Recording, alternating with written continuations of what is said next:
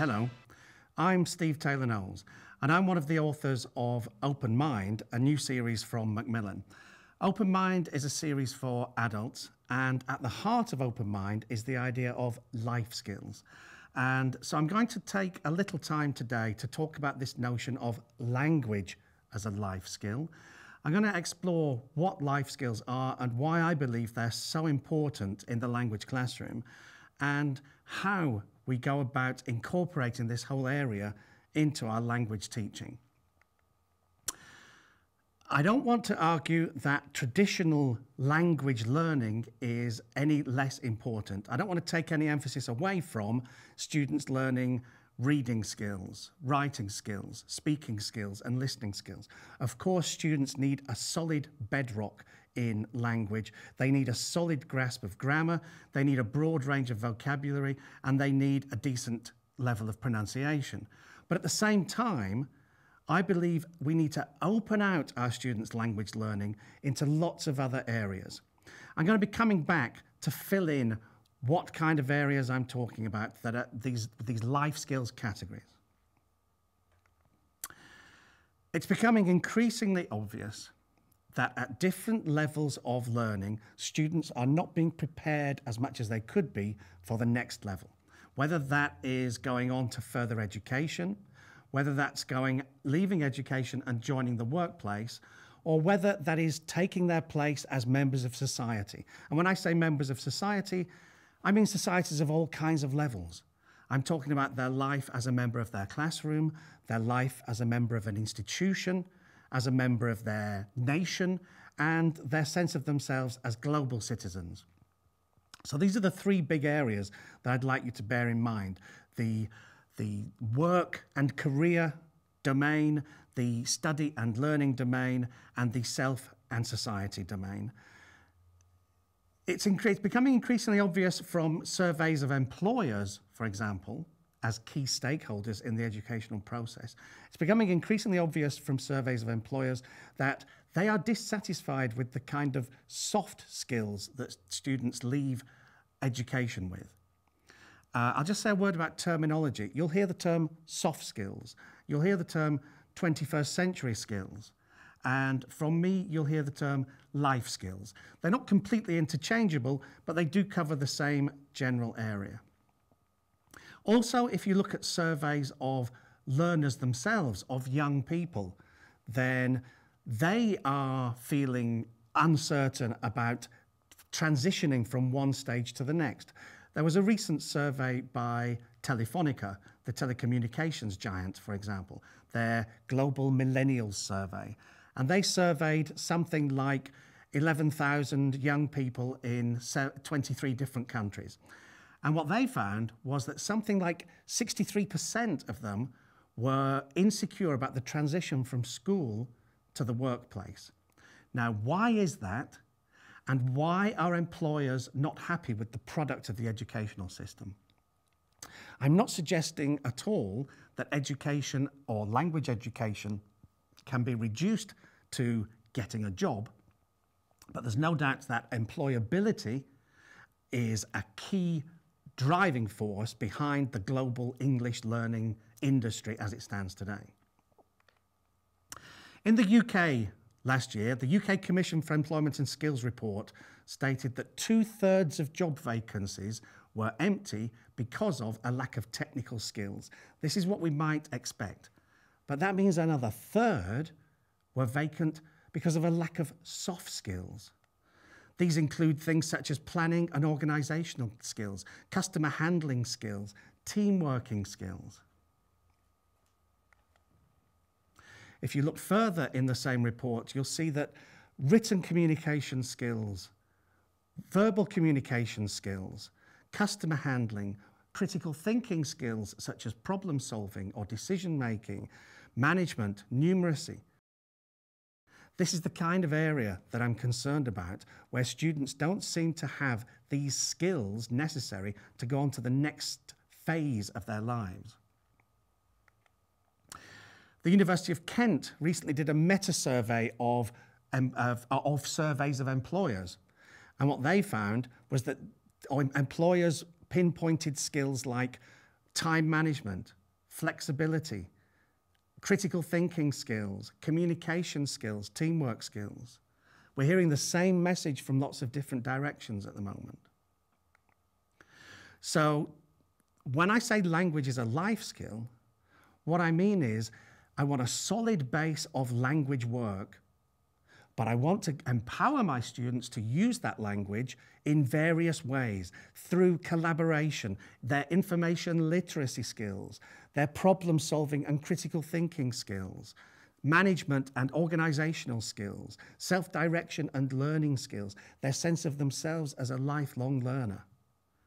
We need to find ways of bringing this into the classroom, ways that don't overpower the students or the teachers with a whole new workload.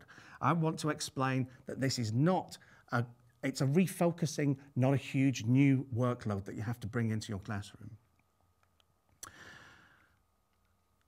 But I need to deal with an objection. And the objection is, but I'm an English teacher. I teach English. What I do is I teach my students grammar and I teach them vocabulary. And all this stuff that you're talking about, all these soft skills, that's not my responsibility. I think if we try to define our role as language teachers in a narrow sense like that, then I think we let our students down. And I've got 4 responses to this objection.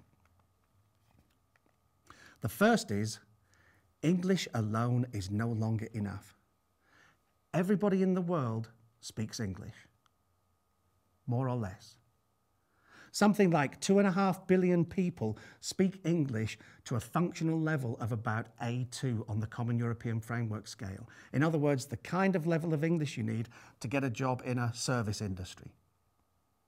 Everybody in the world speaks English. If your students leave you being able to speak English in a narrow sense, they do not stand out from the crowd of people competing in all kinds of ways who also speak English. Let me give you an analogy. I was always quite a bright kid at school, and when I was 4, the headmistress said to my mum, "Stephen's going to go to university, you know." Now, at that point in the UK, something like 4% of the population went to university. By the time I actually went to university, the percentage was something like 20%. Today, in the UK, it's between something like 40 and 50%, and I believe recently, for the first time, the number of young women going to university topped 50%. Simply having a degree does not mark you out as different in the way it did a generation or 2 generations ago. And the same is true of learning English. As David Graddle said in English Next, as English becomes more generally available, little or no competitive advantage is gained by adopting it. Rather, it's become a new baseline. Without English, you're not even in the race. In other words, English doesn't make you a winner, it just makes you a player. So that's the first thing. The second thing is that at the heart of all these skills that students need, communication skills are key. Now, in our language classrooms, if we share one common aim, it is to produce better communicators, surely. And when you start to analyze what these life skills are, so many of them revolve around verbal communication, written communication, customer handling, that's essentially a communication skill, teamwork and interpersonal skills, these are essentially communication skills. So I believe that all classrooms and all subjects have a responsibility to bring this kind of area into their education. But we as communication teachers have a particular responsibility to bring this area into our classrooms. Thirdly, many of these skills are culturally and linguistically dependent. What I mean by that is the precise ways in which we do them in English may differ from the precise ways in which a student might do these in L1. Let's take a key skill like working in teams. Now, teamwork involves a lot of careful negotiation about roles. It involves giving and receiving feedback. These are very sensitive areas, and it's exactly the kind of area where you can easily make a mistake and cause offense, and not do it in quite the right way. So I think that even though students may well have a lot of these life skills to a certain level already in their native tongue, I think we need to be focused on enabling them to activate them in their L2 in English. Fourthly, it is not rocket science. I'm not suggesting that teachers need to go out and acquire a whole new set of skills in order to start teaching them in the classroom. You are a fully functioning adult member of society, a professional. You already possess these skills. Now, perhaps, like all of us, you've got strengths and weaknesses. You might be very confident but have poor timekeeping, or you might be very organized but not have great presentational skills. It doesn't matter.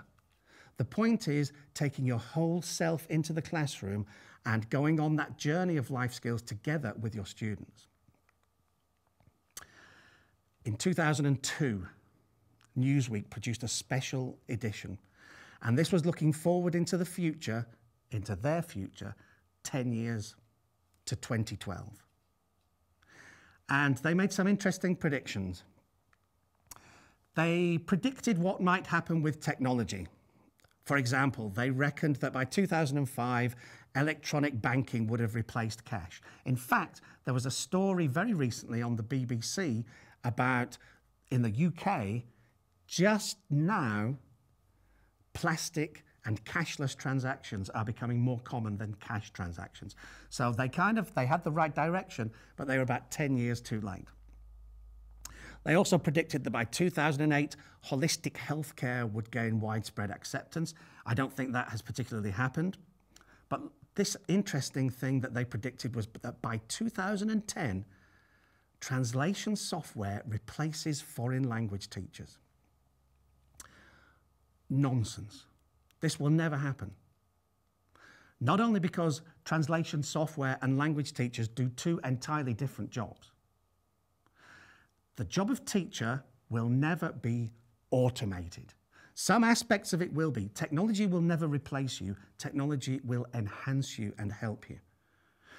Now, the way this is, one of the reasons why this is so wrong is this whole area of life skills, because no machine, no computer program will ever walk into the classroom equipped to deal with life skills and equipped to empower your students to develop their life skills in the same way as you do.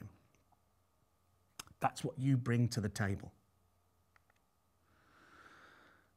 Fine, but how do we then integrate it into students' language learning? Well, one thing we need to focus on is we need to raise our students' awareness of this whole area. We need to present them with interesting texts, interesting contexts, interesting listenings, where people discuss the importance of these kind of skills and how to develop them and how to use them. We need to make students aware of the importance of this kind of stuff in their own life. And increasingly, they are becoming aware of it. Remember the survey that I mentioned at the beginning? They know that they are unprepared. They recognize that there is a gap. They recognize that they need help getting to the right standard, not just in their English, but in their broader interpersonal skills, their academic skills, and their employability skills. So to do that, we need to take these big concepts like collaboration or teamwork, and we need to break them down into learnable and manageable chunks. We need to break down and analyze what is involved in doing these skills, break it down into step by step, and then guide our students through that. And as much as possible, give them practical tools that make them better decision makers or better critical thinkers or better creative thinkers. But fundamentally, we are language teachers in a language classroom. So we need to link it into the language that students are learning. Our life skills work should involve the vocabulary that they've recently acquired, or should involve the topic that we've been looking at recently, or should somehow provide a natural context for the grammar that students have been studying. We need to link it as tightly as we can into their language learning. The other thing we need to bear in mind is that This is not the kind of thing that we can do in a dry, lifeless language classroom. Interpersonal skills are developed through interpersonal communication. We need to focus on a dynamic environment of learning. We need to use simulations and role plays and give our students interesting, engaging contexts where they naturally want to use these life skills. We also need to provide opportunities for reflection on what students are learning. When you learn a skill in one area, how transferable is it to other areas of your life? And as I said, this whole area can sound a little bit unfocused, but I want to focus on concrete, practical tools as much as I can. Just to summarize what I've been saying then, I believe that there is a skills gap. A gap between the skills that students acquire in the classroom and the skills they need in their future working lives, academic lives, and their future social lives. And I believe it is partly our responsibility as language teachers to help our students bridge that gap. And we do it by identifying the life skills that our students need and by focusing on them and breaking them down and making them teachable and ultimately, for our students' sake, making them learnable. Thank you very much.